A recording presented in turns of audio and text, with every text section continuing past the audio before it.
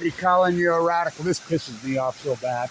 So Neil, who's all over PBS, that dude is insane. He's on Bill Maher, telling Bill Maher that there is no radiation plume and it will not spread around the room on a hydrogen bomb. Is he insane? And this guy's claiming to be the world-class scientist. Now, remember, Neil is a theoretical physicist. Now, you know what Einstein said about theoretical physicists. He called it spooky science at a distance. He called it philosophy. He says it's not science, and it's been proven over and over that's what it is. It's purely philosophy. Einstein called it spooky science at a distance. He said, these guys are crackpots. Neil's a crackpot. I mean, I heard him before say that there was no problem at Fukushima. These propped up freaks they're criminals. He said that to Bill Maher, and Bill Maher's like, for fuck's sakes, you mean to tell me if there's an exchange in Pakistan or India between each other of hydrogen bombs, the plume will not... And Neil said, yeah, there'll be no... What? What? I'm here to tell you, hydrogen bombs release fucking radiation. Ask them in the Bikini Atolls. Oh, fuck yeah. The modern day fission versus fusion. The only difference between fission and fusion is colliding, split, is just the way the atom is engaged. They're unbelievable.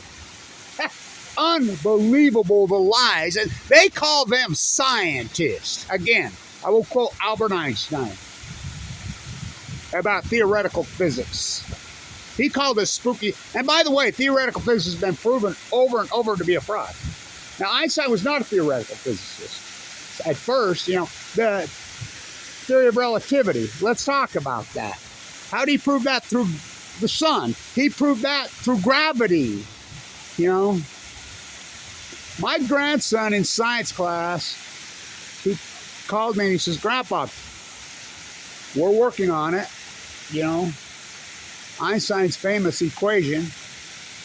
I says, just remember, what do those symbols stand for? Well, the one that tricks you, because it's C, squared, that's gravity, right? Energy, mass. The one that tricks you is the symbol for speed, because they use Latin. The symbol for speed is not S. So, equal MC squared. MC squared. C is speed, gravity. So, let's talk about this. So, I'm waiting to go see my oncologist right now. By the way, I have 4 tattoos on me. I got radiated. I was doctor's last patient. It's not your father's radiation. I didn't have a lot, but I got chemoed heavily. I was given 2 months to live in that room right there in 2011. I've had open heart surgery twice. The chemo took out my aortic valve. I have a pacemaker now. I'm going to go see how things are going, with my team of doctors. So, let's talk about this.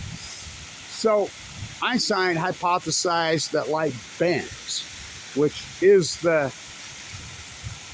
what blows up the physics world, not theoretical. It blows up the whole grid, the whole structure. So, Campbell, the observation tower in NoCal, that him. He goes to Cremaria, by the way, which I think is irony because Campbell's there at the same time as Dorothy Day is there, and they're both NoCalers. Dorothy Day's from NoCal. Everybody thinks she's, in New York.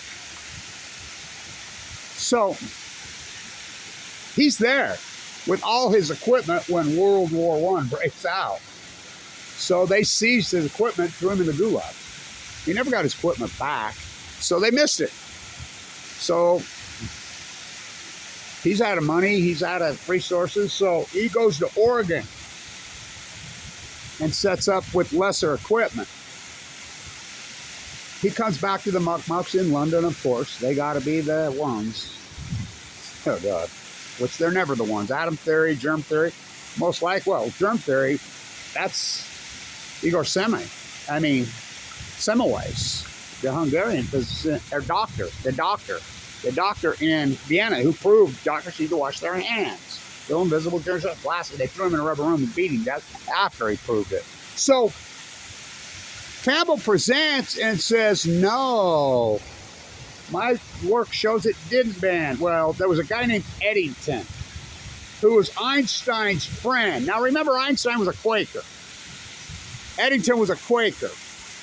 Eddington secretly behind the Muckmuck's backs, he raised the money through the Quakers, and he went to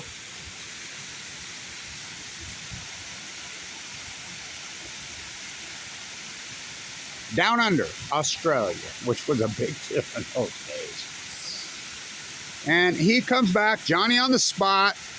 He's smart enough to sit and wait for them to present their bullshit lies, and then he's like, nope, here. And he blew the scientific community all to hell. No, my work shows, and I had the good equipment. Yes, it does, Ben. Maybe not as dramatically as Einstein said, but, you know, Einstein, let's remember Einstein's biological work, his physics work, not theoretical, his physics work. We're talking 1905, 6, 7. But then later, another physicist come along and started saying light there, light there. And when an event happens, how can it show up there and there at the exact same time? And his work was starting to show that it was true. And Einstein was, you know, it goes back to when they were gassing on the battlefields in the same era in Germany. Those were Einstein's friends. Remember his wife, you know, who he left. Talk about a gas. Remember what his friend said? Oh, no, the gassing on the field is humane because it will speed up the war. Einstein's like, oh, my God. The most fierce remember when Einstein called war? Einstein called war a disease, and everybody participated, was inflicted with the disease. You think he would? I mean, fierce anti-nuclear, by the way. Fierce. So fierce of an anti-nuclear that they banned him from the Manhattan Project. And by the way, he hated Oppenheimer. And in the movie, you know, that whole scene at the pond, well, it's been reported for years it was not friendly. You know, Einstein said he stayed on Princeton all those years because he was afraid the powers that be were going to kill him. I mean, I don't think people realize how there was a dossier on him. They were going after Einstein radically. They hated him, the Muckmuck, because he was a fierce anti-nuclear, fierce peace activist. So these theoretical physicists that have come, so he tells Einstein about his work and how that, Einstein says, you mean to tell me, so you're telling me we can look at the moon, and when we're looking at the moon, the other side is not dark. And the guy says, maybe. And he says, that's nuts. That's insanity. So, because it flies in the face of the theory of relativity, because that's real physics, because he proved it, which we use all this weaponry and whatever it is based on that theory, which is real. But, so over time, more and more scientists, not Neil, Neil's not a scientist. He's a television propagandist. And so more and more scientists are starting to do experiments with their big observation from stars, you know, and or comets. And they're setting up thousands, if not tens of thousands of miles away from each other when these events happen, and seeing if he was right, Braun. Poof, poof. How is that possible that a photon is released here in that direction and it shows up there at the speed of light and there at the same time? That's impossible, right? So Einstein termed it spooky science at a distance. Well, over time, over the years, including recently, I mean, they're using light, stars, and comets light years away, literally billions of light years away. You know, and they're recording so many miles away from each other, and do they record at the exact same time? When the star releases the photon this way, well, let's go this way. Will it record there and there at the same time? That's impossible.